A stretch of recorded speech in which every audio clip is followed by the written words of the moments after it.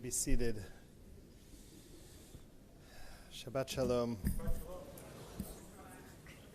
Everything I'm about to say, I think Tamar said it, so, I'm going to do my best, but the ideas are very similar. I'll just dress it up in fancy language, okay? But the ideas are the same. And I have to say, I struggled with writing my drash this Shabbat, and part of me just wanted to have a diversion, study Torah. After the week we've been through, let's find some joy and rest on Shabbat. Let's not talk about it. We've talked about it all week. Let's take a break. But how can we not? How can we not? And there was another part of me that said, what insight from the Torah, any kind of theology or explanation or contextualization of what we've experienced will be an insult to the dead. It's not adequate. How can we make sense of this? It's senseless. And yet, what else can we do? What else can we do? This is what we do. We look to the Torah for guidance. We look to our history and our traditions for some sense of understanding, even when we know it is inadequate to do so. So let's do it. What I'd like to talk about this morning is the problem of theodicy, not theeliad and theodicy, but theodicy, which is a fancy philosophical, theological term for the question of how we vindicate God's goodness in a world in which evil exists. If God is good, the logic suggests, and God is all-powerful, then how can we explain suffering in the world? Why do people die? How can awful things happen? This is a problem for theologians. And people offer a variety of solutions to this problem. One explanation is perhaps God is not good. But if God is not good, why would we worship such a God? Why would we believe in such a God? We should curse such a God. So that one most religious folks dismiss. Another explanation, perhaps God is good, but we cannot understand God's ways. There is some ultimate reward of which we are unaware in the world to come, some ultimate purpose behind everything we've experienced this week. We just can't understand what it is. We are too limited, and so we don't understand, we don't see. Another explanation, the one which I most frequently turn to personally, is that God is good, but God is not all-powerful. Think of a loving parent who wishes to protect their children, who loves their children deeply. Is that parent all-powerful to prevent any harm from befalling them? No. They are powerful. There's much they can do, but they cannot do everything. And I think that explanation finds support in the Torah. That when bad things happen, it's either that God is unwilling to intervene because God has granted humanity free will, or perhaps that God is unable to intervene. God is limited in some sense. Now, just because God is not all-powerful, it does not mean that God is not powerful. It doesn't even mean that God is not the most powerful force in the universe. It just means that God is not all-powerful. An influential book in my own thinking on this topic was written by Wolf Levinson's father, Professor John D. Levinson.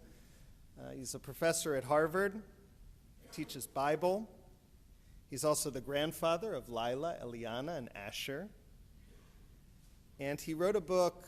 It's a biblical theology book. It's not so accessible to the layperson. I'm not even sure I understand it.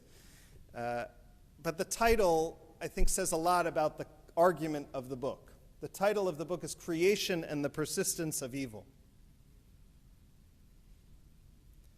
Wolf, you can ask your Abba after Shabbat if I got the argument right, okay? Here's my attempt to explain Levinson on creation and the persistence of evil.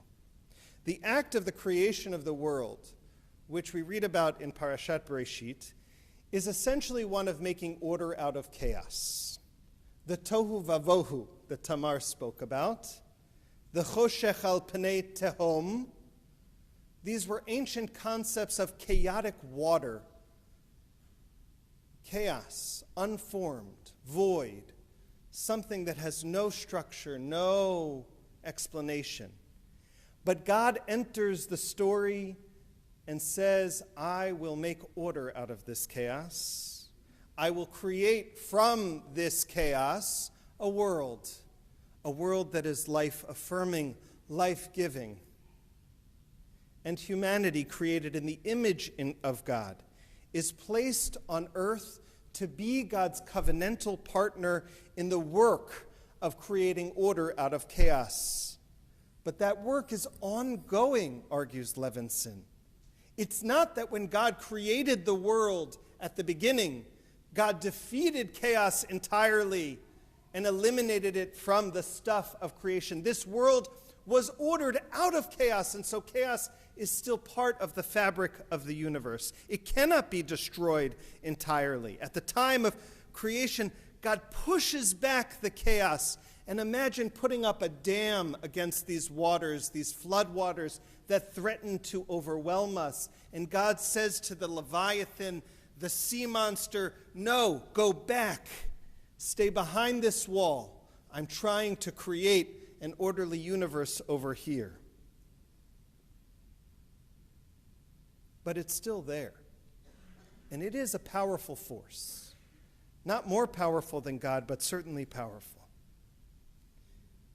The image from the Psalms is that a massive flood is always waiting to cover the universe and return it to tohu, return it to chaos.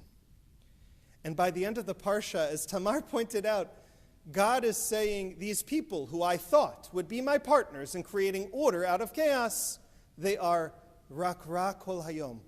They are evil all the time. Perhaps they're not suitable partners for me in this work.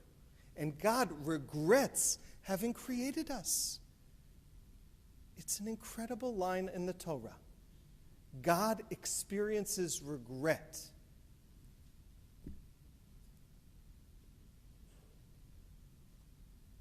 Professor Levinson writes, humanity's injustice threatens to undo the work of creation, to cause the world to revert to the primordial aquatic state from which it emerged. And then look at the language of the flood in next week's Parsha. Nivkeu kol ma'ayanot tehom, tehom rabbah. V'arubot hashamayim niftechu. When the flood comes in the time of Noah, it says in the Torah that all the fountains of the great deep burst apart and the floodgates of the sky opened up. And Professor Levinson argues that it's not simply that God brought a rainstorm to wipe out humanity, but that God opened the dam on the chaotic floodwaters that God had pushed back, and the floodgates are opened, and it undoes creation. Noah, who survives, is commanded to be fertile and increase, just like the original humans were, a second opportunity for humanity, a second chance for us to try and improve and do better. After the flood, God restores some kind of order and promises never to do that again. I'm never going to unlock the floodgates. But the persistence of evil and chaos is still a problem. It's always crouching at the door, waiting to rear its ugly head like a subterranean sea monster. It must be beaten back from time to time. He writes, the world is not inherently safe. It is inherently unsafe.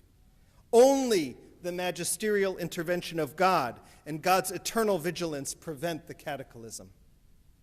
In this framework, God's people, Israel, are chosen to try to perpetuate that sense of goodness and creation in the universe, but evil forces will always try to upset that reality.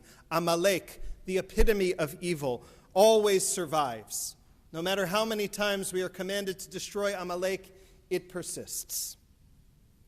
These forces must be confronted from time to time and fought if order is to be restored to the world, if God's name is to be complete. But it always endures. This week we have seen chaos rear its ugly head once again, pure evil. It's a reminder that the struggle for a good, ordered universe is ongoing, and we are called upon to fight the latest battle. Now that the floodgates have opened, now that the Leviathan has broken out of its cage and it feels as if the chaos threatens to return our world to tohu, we must push it back. We have to rebuild the dam. And once that dam is rebuilt and some kind of order is restored, and I believe that will happen. It will take time, but there will be order once again. We must ask ourselves the question. We must consider, what kind of a world will we be left with? What kind of a people will we be after all of that? We have been hurt after all. We are wounded. If I'm going to continue to live on this earth, I'm going to need to believe that some kind of repair is possible. There are too many holes in the dam. We keep trying to plug them, but every time we plug one, it feels like another one opens up, and the power of the waters are too great. If you remember what happens to Noah after the flood, do you remember what happens at the end of the story? I know I'm jumping ahead to next week's Parsha. Noah is depressed and disillusioned. He retreats to a cave and a drunken stupor. He escapes from the world. After what he's seen, he cannot tolerate existence in this world. And so it will be on future generations to carry the covenant forward and to try and do the work that his generation could not. Friends, I don't want that to happen to us. I don't want us to escape from this world. I want us to be able to live in it. Perhaps it will be for future generations to heal and fix. I'm not sure if we're capable of that work. But can we try? I'd like to live in a good world. I'd like to live in an ordered world. So I'm going to conclude today with a teaching of Rabbi Nachman, a man who, as I said the other night, was no stranger to times of distress, to personal distress, and to national distress. And it's given me a little bit of comfort this week, and so I offer it to you. Rabbi Nachman taught, Imata ma'amin shecholim lekalkel, ta'amin shecholim letaken. If you believe that people have the capacity to corrupt, to destroy, then we must also believe that we have the possibility letaken, to repair, to heal. If this week has seen the most inhumane behavior, we've also seen an inspiring demonstration of what people are capable of when they come together for good. I heard one Israeli comment that he went to an emergency blood donation site, and it was overrun. They said, come back in 3 days. Too many volunteers donating blood. Can't get an appointment. I've heard of people taking in displaced people into their homes, caring for them, collecting supplies. People are mobilizing in a way they never have before. Imagine if we could muster that kind of mobilization, not only in times of war, but to eradicate hunger and poverty, to heal the earth, and dare I say it, to wage peace. What if all of humanity could try and muster that kind of goodness? What kind of a world could we live in then? I have to believe, because I can't tolerate the alternative, that the forces of good and light are as strong, if not stronger, than dark. Otherwise, I couldn't go on with my day. Just let the floodwaters wash us away. We're going to have to endure difficult days ahead. Chaos has reared its ugly head, and we must push it back. But let us strive not to lose our humanity in the process. It's the only thing that separates us from the enemy. What we're doing here today, this is who we are, friends. This is who we are. People of prayer and love and peace. People of Shabbat and light. For every act of destruction, we will need an equal and opposite action of repair. So do all the things. Donate blood. Give tzedakah. Call your friends. Show your support. Celebrate a bat mitzvah. Light Shabbos candles. Befriend a stranger. Volunteer. If we are going to recreate this broken world after the destruction, it's going to take a lot of chesed and a lot of hard work from each and every one of us. Shabbat shalom. We'll continue with Musaf. Page 368, please rise.